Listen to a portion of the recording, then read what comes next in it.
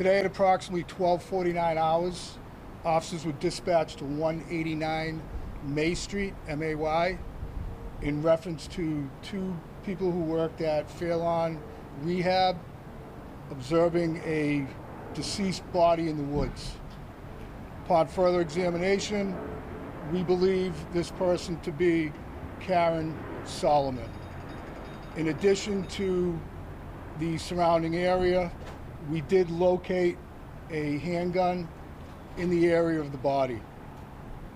Again, this is a preliminary identification. Forensically, this still needs to be vetted through the ME's office, but we do believe it's her. In addition to that, we were searching these areas, doing concentric searches, and this area was going to be part of a further search.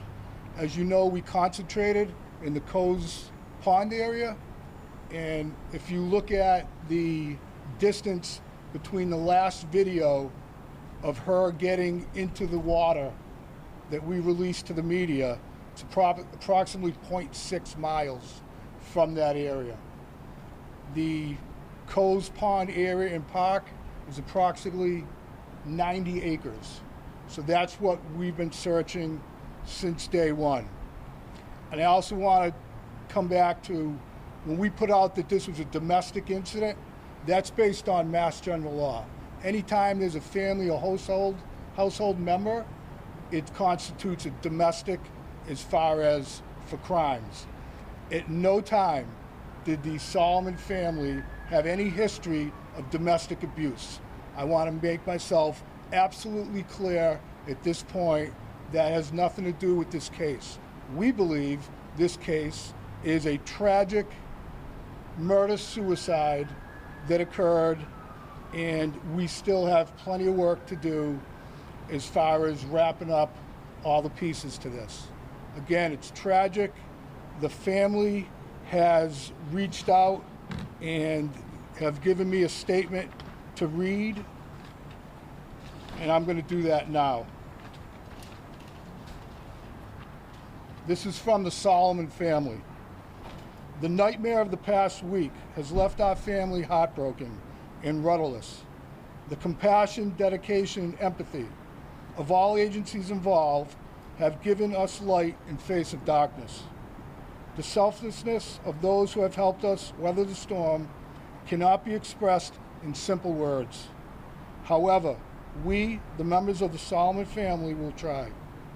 We thank the Worcester Police Department, Massachusetts State Police, the Worcester and Holden Fire Departments, the Auburn Police and Fire Departments, the Quincy Police Department, the Scituate Police Department, the U.S. Marshals Service, Homeland Security Investigations Unit, U.S. Attorney's Office, and all the respective federal partners. You men and women have taken time out of your lives to help us find answers, if there ever will be any. You have given us comfort knowing that you are working on our behalf. For us, God bless you all. For those in Massachusetts and throughout the world who have offered up prayers and sympathies, they have helped us through each minute of the day. Thank you for your basic human compassion. May God be with all of us, the Solomon family. Are there any questions? What drew you to this location? You said you would probably have gotten there, but what did draw you there this time? There were two people who worked at Fairlawn that were actually doing a walk during the afternoon, and they discovered the body. And the distance, as you mentioned, 26 miles from... 0.6 miles. 0.6 miles from where he was found and where she was last seen, all those pretty close? I'm sorry, I couldn't hear you.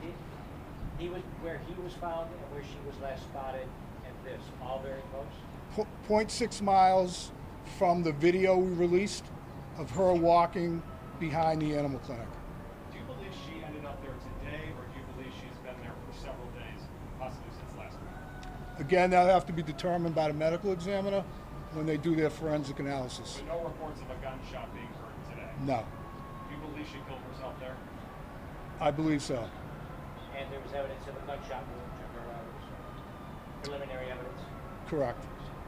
Do we know who owns the gun? It was not a service weapon, as I spoke about before. We are trying to determine who was the gun owner. Obviously, a police officer has a gun license, so he was probably the owner.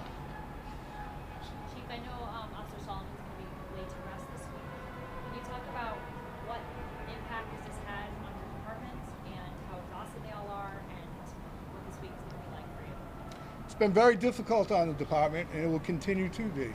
Now that we have somewhat closure, this is when it's going to really affect the men and women in the police department. We do have things in place for mental health wellness for the officers to take advantage of, and we're hoping everyone does that because it is very difficult.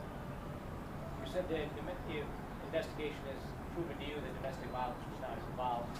What has it told you about the cause of the original fatal confrontation? Again, that's under investigation. We can't really speculate on that right now. Do you know if this will alter the calling hours for the funeral for Officer Solomon? No, it shouldn't. Was anything at all recovered from the water? I can't get into what was recovered. Okay.